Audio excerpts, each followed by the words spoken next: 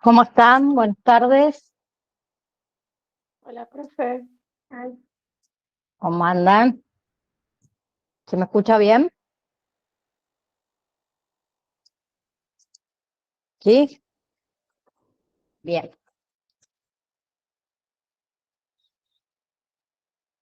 Ahorita. Bueno, seguimos con módulo número 2, fármaco-medicamento. Bien. Un segundito. Ahí admitimos a los compañeros. Ahí está. Bien, primeramente vamos a ver qué son los receptores, ¿sí? Los receptores son macromoléculas de naturaleza proteica que están asociadas a veces con radicales lipídicos, perdón, o hidrocarbonados localizados en la membrana externa de la célula, ¿en dónde? En el citoplasma o en el núcleo celular, ¿sí?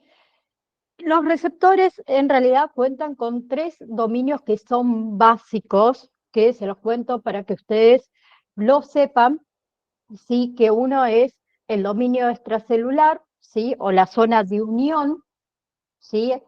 El otro es el dominio transmembrana y el último es el dominio intracelular, ¿sí? Que es la zona de señalización, se la llama. ¿Sí? Hay muchos fármacos que actúan también como agonistas o como antagonistas de receptores. ¿Bien? Bien. Los 2 requisitos básicos que necesita un receptor farmacológico es lo que es afinidad y lo que es especificidad, ¿sí? La afinidad por un fármaco es con el que se fija ese fármaco, aunque no se encuentre en concentraciones, aunque se encuentre, perdón, en concentraciones muy pequeñitas, ese fármaco se va a fijar, ¿sí? ¿En dónde? En un receptor, ¿sí? Entonces eso se lo llama afinidad, no importa la cantidad de concentración que tenga ese fármaco en sí. Y lo otro es la especificidad, que es gracias a la cual puede distinguir una molécula de otra molécula, ¿sí? Por más que esas moléculas sean parecidas. Y por otro lado tenemos otra que es la eficacia, ¿sí?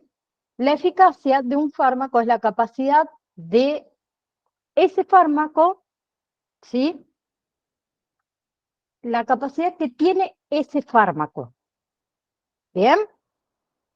Por otro lado, tenemos acciones de los fármacos sobre los receptores, que es agonistas y antagonistas, ¿sí? Los agonistas tienen una respuesta máxima, ¿sí? Y son elevadas, tienen una elevada eficacia. Y lo que serían los antagonistas tienen una eficacia que es nula, ¿sí? ¿Por qué? Porque tiene ausencia de respuestas. Bien, el fármaco se va a unir a ese receptor, pero no lo va a activar. Después hay 2 tipos más de agonistas, que uno es parcial y uno es inversor, que se los nombro solo para que ustedes lo sepan. Lo que es la clasificación de los receptores suele hacerse en función de qué? De su estructura y también de lo que es el mecanismo de transducción implicado. ¿Bien? Hasta ahí más o menos. Lo que me interesa son los efectos farmacológicos. ¿Sí? Un efecto farmacológico son los efectos visibles de esa acción farmacológica. O sea, ejemplo de un efecto farmacológico. ¿Sí? Los medicamentos para la fiebre. Bien, los medicamentos para la fiebre sería la disminución de la temperatura corporal. el efecto farmacológico que causa. Bien, y a su vez los fármacos o los efectos farmacológicos pueden ser de varios tipos: primarios, placebo, colateral o tóxico. Bien, el efecto primario son los efectos esperados para ese fármaco. Bien, el efecto placebo se trata de efectos que no tienen relación con el fármaco. El efecto colateral son efectos generados por las manifestaciones deseadas del medicamento, o sea, de ese efecto primario. Y el efecto tóxico, me faltó el efecto letal, ponerle ahí, pero se los nombro.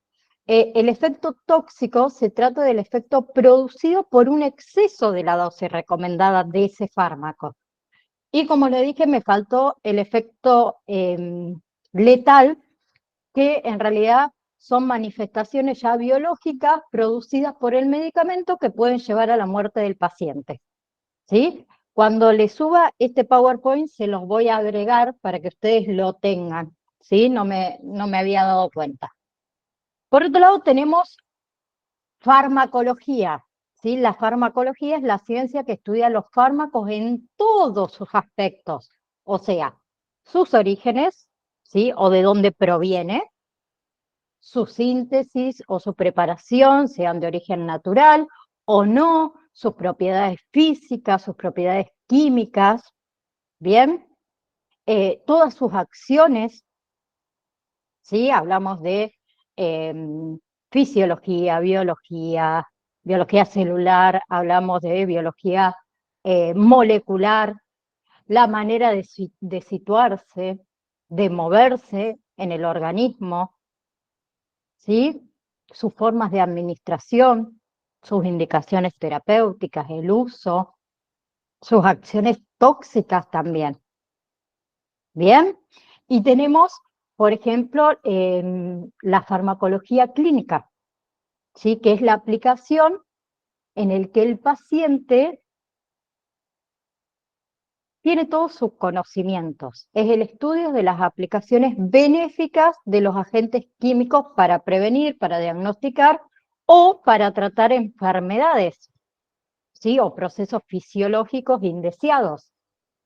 Bien, y existen varias etapas de conocimiento farmacológico. Uno, el comprimido que se administra a un paciente es el resultado final de esa participación de muchas personas a lo largo de un periodo de investigación. ¿Sí? Y un nuevo medicamento es muy costoso. ¿Se acuerdan que habíamos hablado un poco de eso? Porque primero se requiere ¿qué? El descubrimiento, el aislamiento, la purificación de los principios activos. Luego vienen todos los estudios, ¿sí? Los estudios clínicos, que pasa por diferentes fases. Finalmente se hace ¿qué? La vigilancia postmercado en pacientes que reciben esa dosis, ¿sí? O esa droga, mejor dicho, para determinar a ver si hay reacciones adversas, para determinar los patrones de uso, ¿sí? Para ver si hay eventuales nuevas indicaciones. ¿Bien? Y todo esto, más allá de todo, no es que estoy justificando por ahí los excesos o excesivos costos que hay en la industria farmacéutica, pero podemos explicar por qué cada vez es más difícil obtener fármacos nuevos, ¿sí? Que significan un avance significativo en ciertos tratamientos y muchas veces en tratamientos de enfermedades comunes, porque es muy caro. Con respecto a las áreas de la farmacología, que habíamos dicho que la farmacología se ocupa de varias áreas. Una de ellas es el estudio del fármaco en sí mismo, o sea, el origen, la estructura química, la síntesis, todo lo que son las presentaciones farmacéuticas, entre otras. O sea, es la primera área de interés de la farmacología. El punto de partida es el estudio del fármaco, ¿sí? Luego tenemos el estudio de la interacción del fármaco con los organismos vivos, ¿sí? Todo desde las acciones moleculares y las células hasta el efecto en los organismos completos, o sea, lo que el fármaco le hace al organismo, ¿sí? Bien. La otra es la farmacología clínica, ¿sí? Que estudia todo lo que son las propiedades, todo lo que son los efectos de los fármacos, tanto en individuos que estén sanos como en individuos que estén enfermos. Bien, entonces estudia la eficacia, estudia la potencia, las relaciones o reacciones, perdón, adversas, la farmacovigilancia, ¿sí? Luego tenemos la farmacoterapéutica que investiga el uso médico de los fármacos para tratar y para prevenir enfermedades. Bien, todo lo que es el mecanismo de acción de los fármacos. ¿Sí? Luego tenemos la toxicología, ¿sí? Que es otra área muy importante, que estudia todos los efectos nocivos de los fármacos. ¿Sí? También estudia todo lo que son los mecanismos, las circunstancias que favorecen la aparición de este fármaco, ¿sí? Por otro lado, también tenemos la farmacoepidemiología, que estudia todo lo que son los efectos benéficos o los efectos perjudiciales de los fármacos en las poblaciones. ¿Bien? Bien. Eh, por ejemplo, eh, los japoneses, ¿saben lo que hacen? Los japoneses se emborrachan, se embriagan, ¿sí? Con pequeñas cantidades de alcohol, ¿sí? Porque así estudian ellos los beneficios, por ejemplo, ¿sí? Aumentando así también la resistencia de los individuos a los efectos del alcohol. Pasa lo mismo con la farmacoepidemiología. Bien, por otro lado, también tenemos la farmacoeconomía, ¿sí? Que es el área, digamos, más difícil de manejar, ¿sí? Porque muchas veces puede ir en contra de las opiniones de los médicos y en contra de las opiniones de los usuarios, ¿sí? ¿Qué hace? Estudia el impacto del costo del medicamento en relación al costo de la enfermedad, ¿sí? Lo estudia desde un punto de vista tanto individual como social. Entonces, significa que también analiza el costo de desarrollar, de elaborar, ¿sí? De promover el medicamento. ¿Bien? ¿Hasta ahí vamos? Ahí está. Bien. Siguiente tema, formas farmacéuticas. ¿Sí? Un segundo. Ahí está. Con respecto a las formas farmacéuticas, son diferentes formas de presentar los medicamentos o los fármacos y también de combinarlos para ser administrados.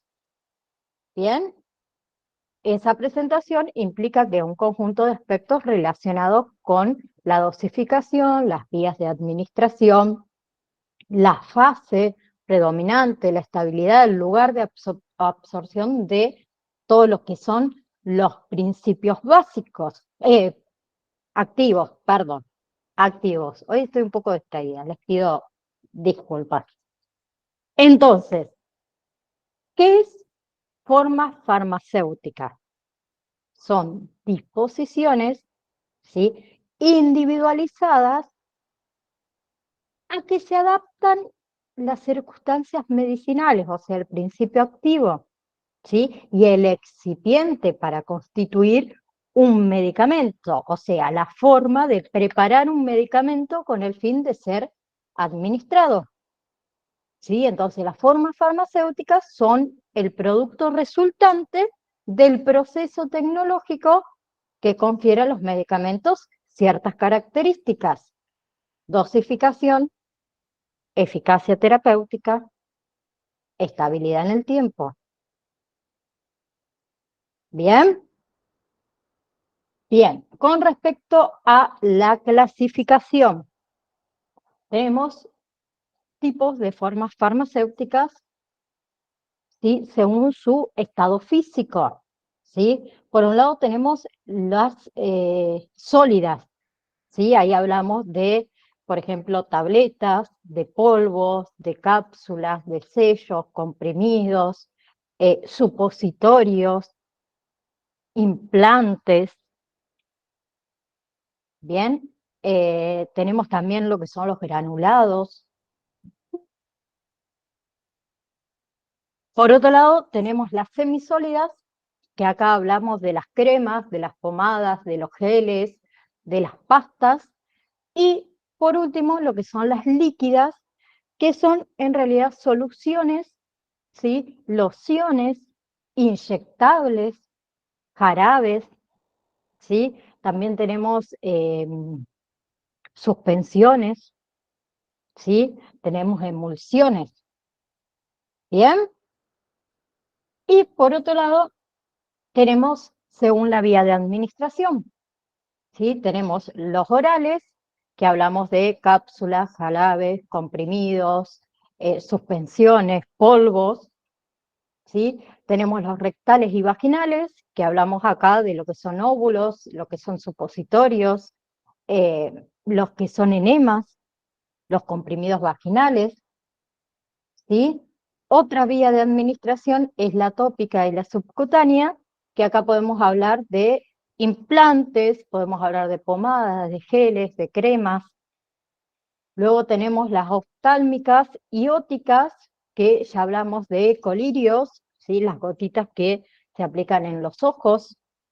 Hay pomadas también, ¿sí? Hay gotas, hay emulsiones. La otra son la vía de administración parenteral, ¿sí? Que hablamos de todo lo que son inyectables, ¿sí? Tenemos varios tipos por vía intravascular, o sea, intravenosa, intraarterial, o por vía de extravascular, perdón, que hablamos de intradérmica, subcutánea, intramuscular, ¿sí? Epidural. Bien. Y por último tenemos los inhalatorios, ¿sí? Que acá hablamos ya de lo que son los aerosoles y lo que son los gases medicinales. Un segundo, si les dejo de compartir pantalla, si me deja la compu. Bueno, ahí estamos. Así hablamos ya directamente. Ahí está. Débora, ¿tenías algo para comentar? Sí, perdón, buenas tardes. No sobre el tema, sino que estoy viendo en el chat que hay muchos alumnos que no pueden ingresar a la clase.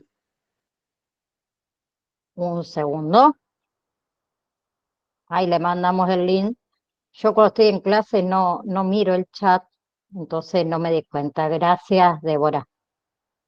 Vamos a De nada. enviarle a ver el link, a ver si pueden ingresar.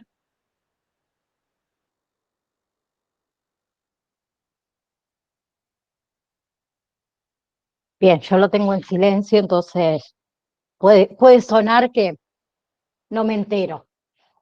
Bien, con respecto a lo que son las vías de administración, ¿sí? Vamos a ver todo lo que es la vía de administración oral, ¿sí? Sabemos que la vía de administración oral es la más utilizada, ¿sí? Eh, Casi siempre la utilizamos, ¿sí? Hay algunas algunos fármacos que tienen sabor que no es muy agradable, hay otros que nos gustan más, otras menos, hay algunos que se nos hace difícil deglutir porque quizás el comprimido es muy grande. Tenemos varias cositas, ¿sí?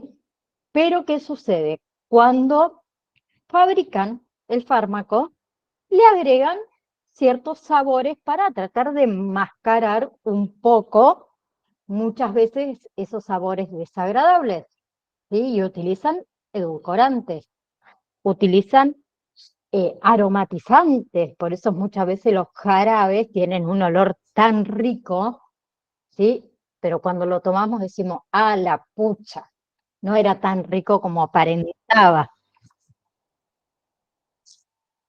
Bien, eh, ¿dónde se absorben los fármacos que se administran por vía oral? ¿Sí? Principalmente se absorben en el intestino delgado. Bien.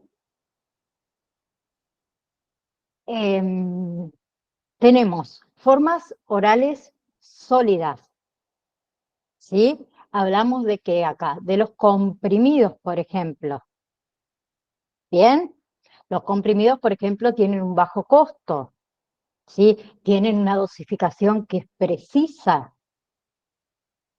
Bien, por otro lado, también como formas orales sólidas podemos nombrar las cápsulas, ¿sí? Las cápsulas vienen cubiertas de una capa como de gelatina, ¿sí? Y en el interior de esa capa se encuentra la dosificación del fármaco. Bien, esta tiene una desventaja que su costo es mayor que la de los comprimidos. Bien. Em, Por ejemplo, también podemos nombrar otras formas orales sólidas como son los polvos, ¿sí? Cada dosis se administra previa a una preparación, bien, como habíamos hablado del amoxidal 500, que viene en polvo, bien. Por otro lado tenemos los granulados, ¿sí? Los granulados son agregados de partículas de polvo, ¿sí? Que ahí está el principio activo. Va junto con ¿qué? Con azúcares, va junto con adyuvantes. ¿Bien? Bien. Con respecto a los comprimidos, tenemos los comprimidos normales, ¿sí? Que pueden estar ranurados o no. Ustedes sabían que no se recomienda cuando nosotros consumimos un comprimido y no tiene la ranura, partirlos porque se pierde parte del principio activo. ¿Sabían? Después tenemos, por ejemplo, comprimidos que son masticables, ¿sí? Para aquellas personas que por ahí tienen alguna dificultad para deglutir, ¿sí? Hay comprimidos que son sublinguales, ¿sí? Que tienen una absorción rápida. Valeria, decime.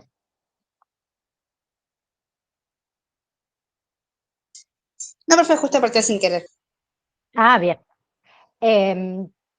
Otros tipos de comprimidos son las gragueas. Las gragueas, por ahí no la escucharon nombrar, pero seguro que han consumido alguna vez, que son comprimidos que están cubiertos de azúcar. Por ejemplo, esos comprimidos no deben ser fraccionados, ¿sí? Porque se pierde todo lo que es su biodisponibilidad. ¿Bien? Tenemos otros tipos de comprimidos como son los bucales, ¿sí? Los bucales tienen una acción ya más local, ¿sí? Se utiliza mucho para lo que son infecciones bucofaringeas. Bien. Por otro lado, también podemos nombrar las cápsulas duras, ¿sí? Que tienen un relleno que es sólido o que es semisólido. Bien, son esas capsulitas que uno por ahí las abre y tiene todo el granulado dentro. Seguro que alguna vez ha abierto alguna cápsula de este estilo. Hay cápsulas duras y hay cápsulas blandas, ¿sí? Las cápsulas duras, ¿sí? Es esta que yo les digo que adentro tiene el granulado. Y las cápsulas blandas ya vienen con un relleno líquido, ¿sí? Por ejemplo, ¿cuál me puede nombrar de cápsulas blandas? Que todo el mundo la toma. Un Actron. Un El Actron, Actron, el bien, ibuprofeno. Omeprazol. bien, bien. Esas son cápsulas blandas. Una ibubanol. Un ibuevanol, perfecto, bien, bien. En cápsulas duras el omeprazol también viene, por ejemplo. ¿Sí? Bien. Una vasoaspirina, por Eh, ejemplo. también, ¿sí? Ahora se usa mucho estas cápsulas blandas. ¿Sí? Antes era medio raro verla, ahora se utiliza mucho. ¿Sí? Es una sola pieza que adentro tiene un líquido. ¿Bien? Em, por otro lado tenemos formas orales líquidas, ¿sí? Que son líquidos para administrar oralmente.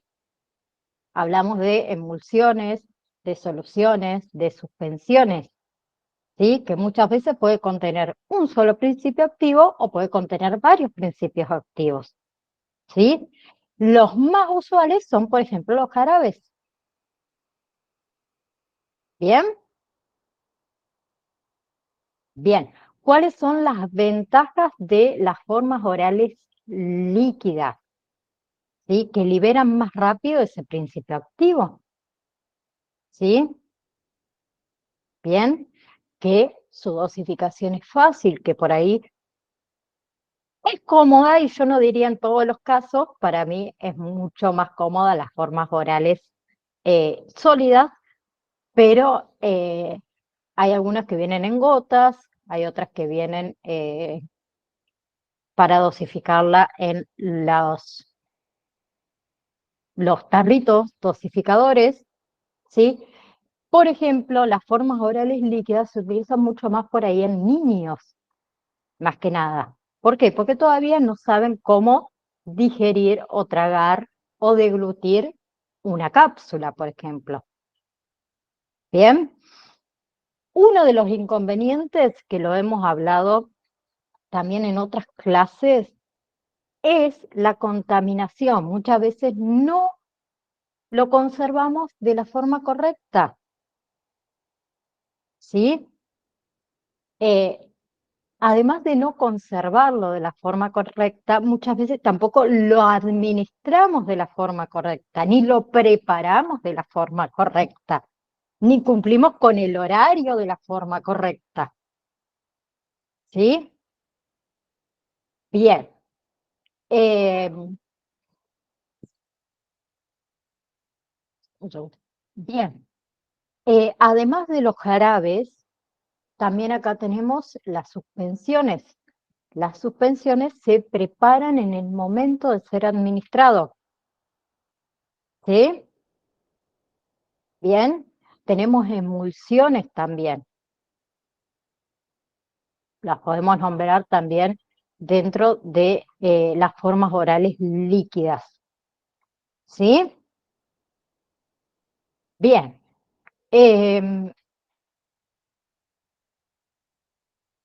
Con respecto a lo que es la vía de administración sublingual, ¿sí? ¿Qué sucede con esta vía de administración sublingual? Tiene una rápida velocidad de absorción. ¿Sí? Bien.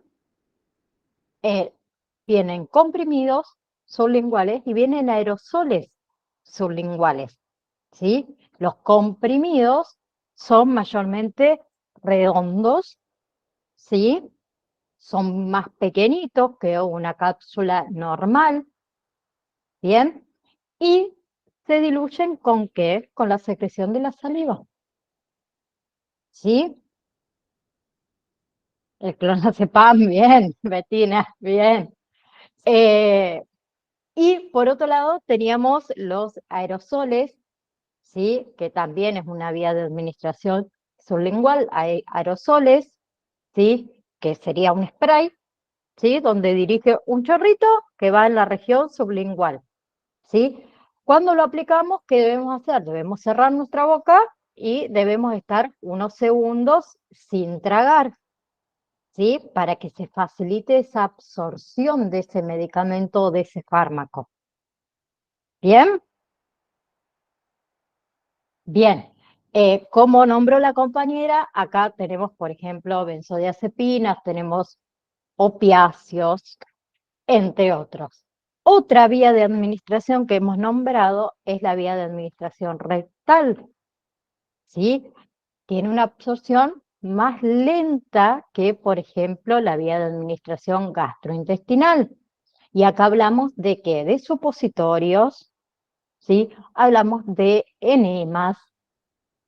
Bien, los supositorios tienen, eh, son sólidos, ¿sí? Mayormente tienen forma cónica, bien, que se derriten en el recto y ahí liberan los medicamentos que contiene el supositorio. Y los enemas, que los PAF, los PAF anteriormente, bien, Rita, los PAF, como dice acá la compañera, es una vía de administración también que se absorbe de forma sublingual. Hablando de las vías de administración rectal, les nombré los enemas, ¿sí? Eh, los enemas vienen de forma líquida, ¿sí? Bien, bien. Con respecto a los supositorios, se utiliza, por ejemplo, en pacientes inconscientes, ¿sí? En pacientes que tienen dificultad para deglutir, bien. Se utiliza en pacientes donde el medicamento lo irrite, bien. Se utiliza en pacientes que tienen intolerancia, ya sea por el sabor, ya sea por el olor, bien. Se administra medicamentos de acciones locales, bien. En cambio, los enemas tienen un uso como, por ejemplo, puede ser laxantes, puede ser evacuantes, ¿sí? Y tenemos medicamentos que también se pueden administrar en forma de enemas, antibióticos, antiinflamatorios, lubricantes, ¿bien? Otra vía de administración es la vía de administración vaginal, ¿sí? Se administra con el efecto de un nivel ya más local o más sistémico, ¿bien? Y tenemos formas farmacéuticas, por ejemplo, soluciones, óvulos, geles, comprimidos. En otros países también existe el anillo vaginal, o sea, un anticonceptivo hormonal, que acá en Argentina todavía es difícil de conseguirlo, pero está bien. Otra vía de administración es la vía de administración parenteral, ¿sí? Tenemos intravascular, que habíamos nombrado al principio, y extravascular, ¿sí? Dentro de intravascular tenemos las intracardíaca, intraarterial e intravenosa. ¿Sí? Intravenosa es la más conocida, ¿sí? Por todos nosotros. Y extravascular, hablamos de intradérmica, ¿sí? Intratecal, epidural, intramuscular, subcutánea, intraarticular. Bien, dentro de las vías de administración parenteral podemos hablar de los inyectables, ¿sí? Que pueden ser emulsiones, pueden ser suspensiones estériles. Bien, ¿y en qué caso se utiliza la vía parenteral? Mediante una urgencia, ¿sí? Bien, si el paciente por ahí no puede deglutir, ¿sí? Bien, ¿qué se necesita para colocar un inyectable? Por arriba, ¿sí? Uno, limpieza, ¿sí? Bien, que todo esté estéril. ¿Qué más se necesita para colocar un inyectable? Los guantes. ¿Sí? ¿Cualquier persona puede colocar un inyectable? Una enfermera. ¿Solo una enfermera? ¿O todo aquel que sepa y haya tenido un El que tenga estudio? el conocimiento básico. Ah, no, Exacto. aplica. O en la farmacia Un aplica. extraccionista. Tenías conocimiento. Bien, conocimiento. Exacto. ¿Qué sucede? Que esté capacitado. Perfecto. Em, ¿Qué sucede con los inyectables? Eh, Hay mucha más posibilidad de, em, de infección, ¿sí? De que entren bacterias cuando colocamos un inyectable. Por eso es crucial lo que es la limpieza y la prevención, tanto para nosotros como para el paciente. ¿Sí? A mí muchas veces me han preguntado, ¿un farmacéutico puede colocar inyectables? Sí, si tiene conocimiento, sí. Pero ustedes no sé si se acuerdan, eh, yo cuando era chica, cuando requeríamos colocación de un inyectable, íbamos a la farmacia a colocarnos el inyectable. Hoy en día, para colocar inyectables en farmacias, se requiere una serie de un montón de requisitos, además de tener una persona especializada, si es enfermera o paramédico, mucho mejor. Entonces las farmacias dejaron de brindar un poco ese servicio porque piden muchos requisitos para que en la farmacia se siga colocando los inyectables. ¿Sí? Otra vía de administración es la vía de administración intravascular. Bien, tenemos, por ejemplo, la intravenosa, que es la más conocida, que es una vía de urgencia. ¿Sí? ¿Qué es la ventaja que tiene la vía de administración como es la intravenosa? ¿Sí? Que tiene rápida acción. ¿Sí? ¿Dónde es el lugar de administración de la intravenosa? Antebrazo, ¿sí? Muñeca o también vía central, que son ya para tratamientos un poco más prolongados. ¿Bien? Otra es la vía intracardíaca, ¿sí? Que esa solamente se utiliza en casos de emergencia, ¿sí? Por ejemplo, ante un paro cardíaco. Ante un paro cardíaco, ¿qué se le administra al paciente? ¿Quién sabe? Adrenalina, ¿sí? Se administra por vía intracardíaca. Otra vía de administración es la intraarterial, ¿sí? Que el principio activo, el medicamento, el fármaco, se inyecta directamente en una arteria. ¿Bien? Más que nada se utiliza bien. Más que nada se utiliza, por ejemplo, cuando se va a hacer un contraste, ¿sí? En una radiografía. Bien. También hay otras que directamente se introduce, se hace intraarterial, o sea, el medicamento se inyecta en una arteria cuando quieren ver en profundidad un órgano determinado. Bien. Por otro lado, tenemos vía de administración extravascular, ¿sí? Que acá hablamos de la intradérmica. Bien. ¿Qué tiene esta vía de administración? Es un poco más lenta su absorción, ¿sí? Más que nada se utiliza, por ejemplo, cuando hay que hacer una anestesia que sea local, para vacunas, ¿sí? Para estas pruebas de alergia que también se hace, ¿bien? Esa es intradérmica, ¿bien?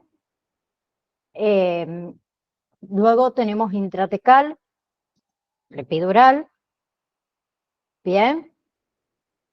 Que se utiliza para anestésicos, para antibióticos, para opiáceos. ¿Bien? ¿Dónde se coloca la epidural o la intratecal? ¿Sí? ¿Dónde? En el espacio epidural alrededor de lo que es la médula espinal, o sea, entre los huesos de la columna vertebral. ¿Sí? Los que tuvimos, las mujeres que tuvimos cesárea sabemos lo que es. Otra común es la intramuscular, ¿sí? Es muy rápida, ¿sí?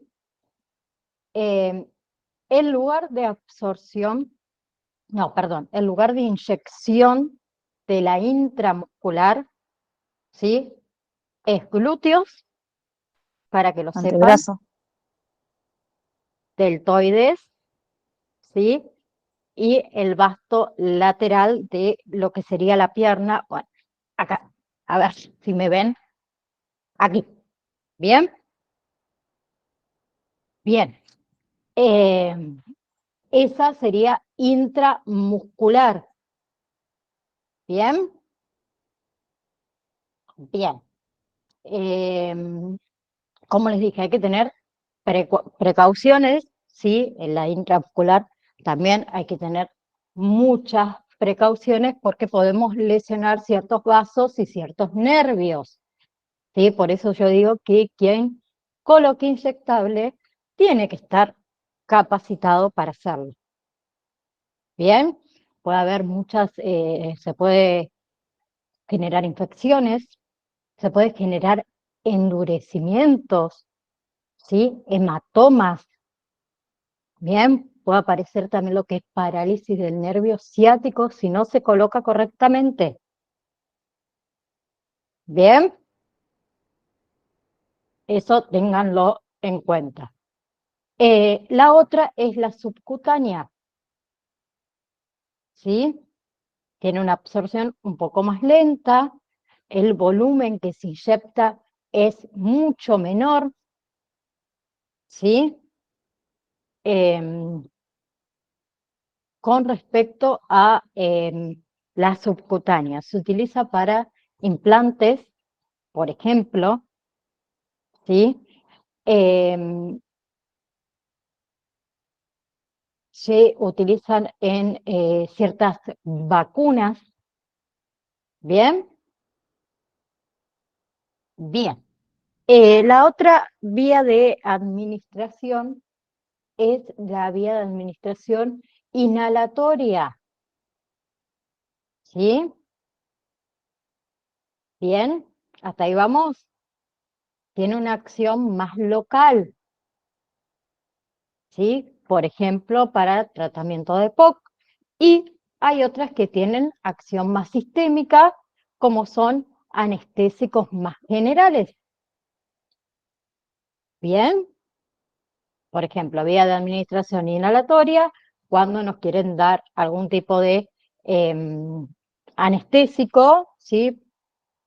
Muchas veces nos duermen completo, entonces inhalamos y es una acción sistémica, o sea, anestésicos generales, ¿sí? En cambio, por ejemplo, aquel que tiene EPOC, ¿sí? Usa la vía de administración inhalatoria, pero es de acción local. ¿Bien? Con respecto a esta vía de administración inhalatoria, tenemos diferentes formas farmacéuticas, como son los aerosoles, ¿sí? Lo que son los gases, como es, por ejemplo, el oxígeno medicinal, ¿sí? Y por otro lado tenemos gases y líquidos volátiles que serían estos anestésicos generales. ¿Bien? Entonces, aerosoles, gases y gases y líquidos volátiles. ¿Bien? Por ejemplo, medicamentos que son administrados con aerosoles, ¿sí? Generalmente, ¿qué es lo que se pide para cuando son administrados en niños más que nada? La cámara o las cámaras, ¿sí? O los tubos espaciadores. ¿Son caros? Sí, son bastante caros, pero se compran una sola vez. ¿Bien? Uno, porque facilita todo lo que es la evaporación completa de ese gas. ¿Bien?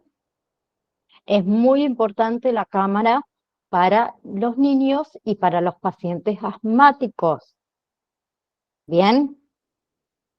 ¿Por qué? Porque coordina esto de la pulsación que nosotros hacemos con la inhalación. ¿Sí? También lo que es la cámara espaciadora, ¿sí? O los tubos espaciadores, reduce mucho lo que es el riesgo por ahí de uno quedarse afónico, ¿sí? Con respecto a los gases y líquidos volátiles, que eran las anestesias generales, ¿sí? Como les dije antes, mayormente se utiliza para esto, para cuando se requiere por ahí una anestesia general de todo el cuerpo, ¿sí? Otra vía de administración es la nasal, ¿sí? Es alternativa a lo que sería la parenteral. ¿Bien? Tiene acción tanto local como acción sistémica, ¿sí? Local, los descongestivos nasales. ¿Bien? Por ejemplo, ¿no? Bien. Otra vía de administración es la vía de administración oftálmica, ¿sí? Esta tiene una absorción rápida, ¿sí? Y es de acción local. Una son los colirios, las gotas. ¿Bien? También vienen pomadas, ¿sí? También vienen fármacos antiinflamatorios, ¿sí? Antiinfecciosos,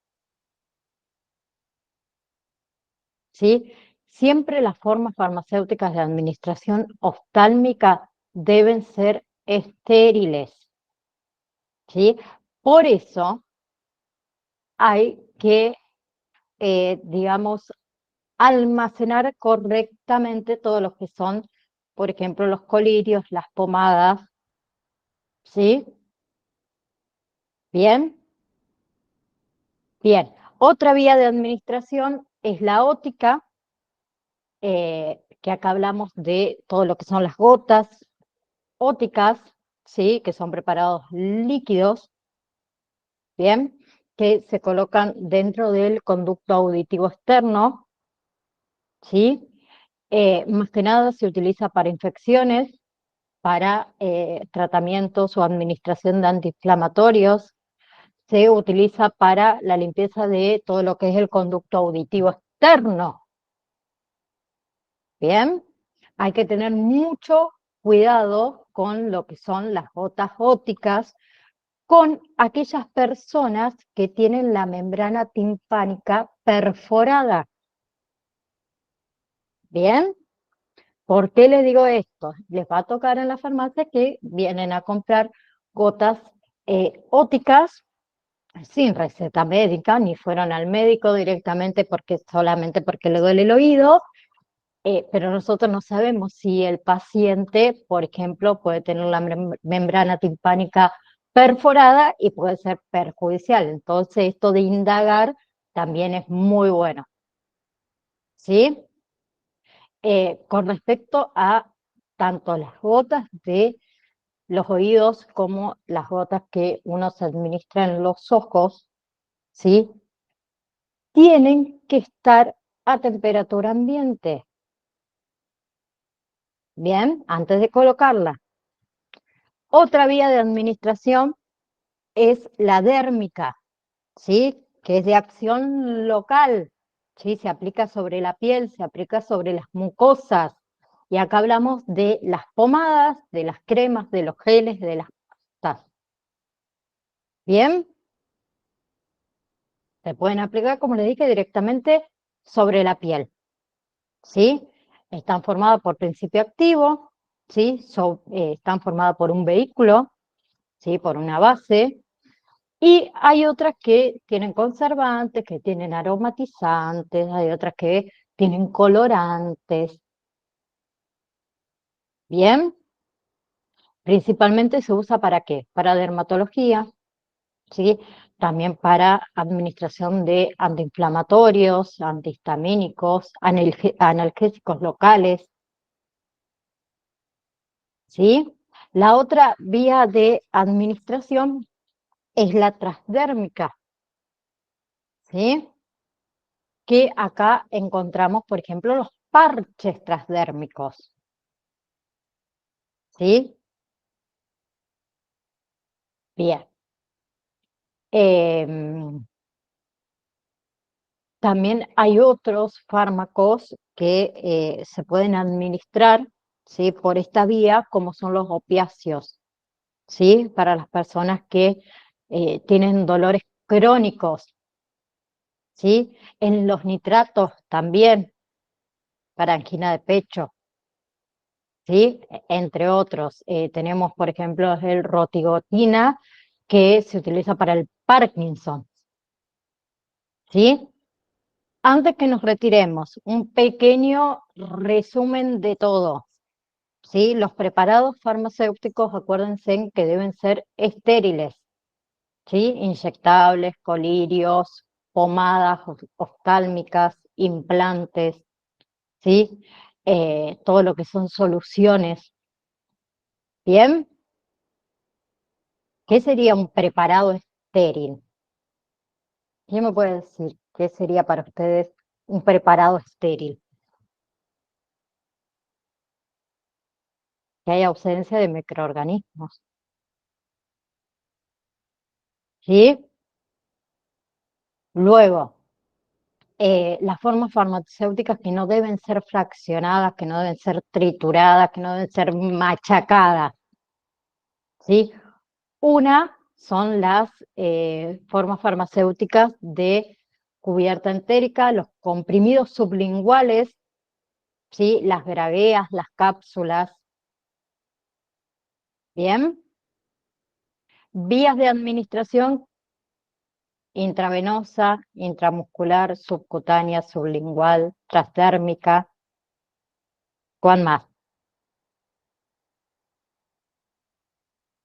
Intraarterial. ¿Cuál más? A ver si me escucharon. Rectal, Intra, vaginal, oral, intradérmica.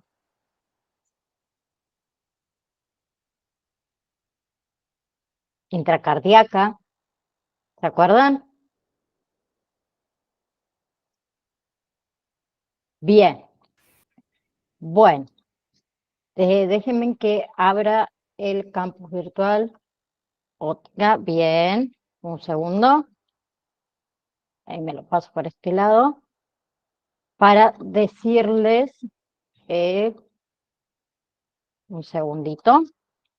Acuérdense que les habilité para aquellos que necesitan rendir el recuperatorio de la validación número 1, se los habilité desde el 2 de mayo al 4 de mayo. ¿Sí? Recuerden que todos deben hacer las validaciones, así que aquel que no aprobó o que por ahí no pudo hacer la validación, debe realizar el recuperatorio. ¿Sí? Bien. Acá estoy abriendo el campus.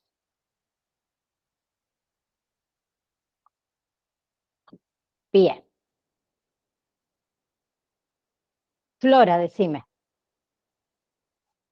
Yo hice la validación 1 y 2, las dos veces la hice. Uno me saqué un 6/10 y el otro 9/10. ¿Cuál la que me sirve? La nota más alta te va a tomar. Listo, Bien, gracias. Listo, bien. muchas gracias. No, de nada. Bueno, con esto se terminaría en realidad el módulo número 2, pero no se asusten que todavía no les voy a tomar el examen. ¿Sí? Les voy a dar tiempo, por lo menos 2 semanitas más. ¿Sí? Les voy a habilitar, cuando termine a las 5 de dar clase, el módulo número 3, que entra biofarmacia, ¿sí? Nociones de biología y metabolismo, y todo lo que son los aparatos y sistemas. ¿Bien? Les voy a habilitar eso. De igual manera, no tienen tarea, no tienen que todavía rendir la validación número 2, ¿sí? Le vamos a dar tiempo porque recién esta semana los chicos que tienen que hacer recuperatorio 1 lo van a hacer, así que le vamos a dar un par de semanitas más para que tengan tiempo de estudiar para la validación número 2. ¿Sí? La validación número 2, que entra todo el módulo 2, que es dentro del módulo 2, fármaco-medicamento, son 3 PDFs. Fármaco-medicamento, nociones de farmacología y formas farmacéuticas y vías de administración. ¿Bien? ¿Alguna pregunta antes que nos retiremos? Débora, Carla, que las veo con la mano levantada. Yo, profe, quería Ah, saber no, cómo se... Ay, perdón. no, perdón, yo la había dejado levantada, pero no. Yo quería saber cómo se hacía para hacer la validación 2 veces, porque yo entré, la hice una vez y me dieron una nota y no, y hay, por ahí hay personas que hicieron 2 veces y se quedan con la más alta, no entendí eso. Para cada validación tiene 2 intentos. ¿Sí? Si vos te Sí. sacaste un 6, no es que hace falta un 6 o más de 6, no es que hace falta que la hagas de nuevo. Hay algunos alumnos que hicieron el segundo intento y por ahí les fue mejor, entonces tienen una nota más alta. No es necesario. Ah, bueno, listo, gracias. ¿Sí?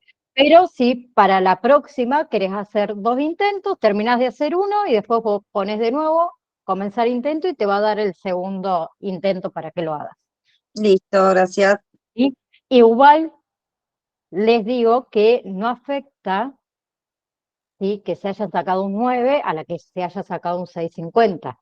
¿Sí? Mientras esté aprobado, para mí me sobra y basta de que ustedes se saquen un 6, pero bueno, hay gente que le gusta por ahí tener una nota un poquito más alta, pero ahí ya depende de cada uno de ustedes. Sí, Carla, ¿querías decir algo más? No, disculpe, quedó la manito levantada, men. Bien, María Emilia, todo lo que son los PDFs y material de estudio en el campus virtual. Sí, está todo en el campus virtual. ¿Sí? Bien, chicos, entonces, si Dios quiere, de nada, nos vemos el próximo martes, ¿sí? A las 2, y les habilito ahora, cuando termino de dar la otra clase, el módulo 3 para que ustedes ya lo tengan, ¿sí? Y les voy a subir el pequeño PowerPoint, le voy a poner lo que me faltó, y se lo subo también al campus virtual para que el que lo quiera tener y le resulte fácil, se los dejo ahí. Les mando un saludo a cada uno de ustedes, que tengan una hermosa semana y para mañana, feliz Día del Trabajador para aquellos que tenemos el honor de trabajar. Les Gracias, mando, igualmente, profe. les mando un saludo a cada Muchas uno de ustedes. gracias. Feliz día a Saludos para todas. todos. Buenas tardes, profe. Feliz día. Gracias, profe, y feliz día para todos los trabajadores y trabajadoras a seguir para adelante en esta lucha de la A vida. seguir, a seguir, a seguir. Metiéndole la mejor onda, como siempre digo. Un beso a ustedes, chicos.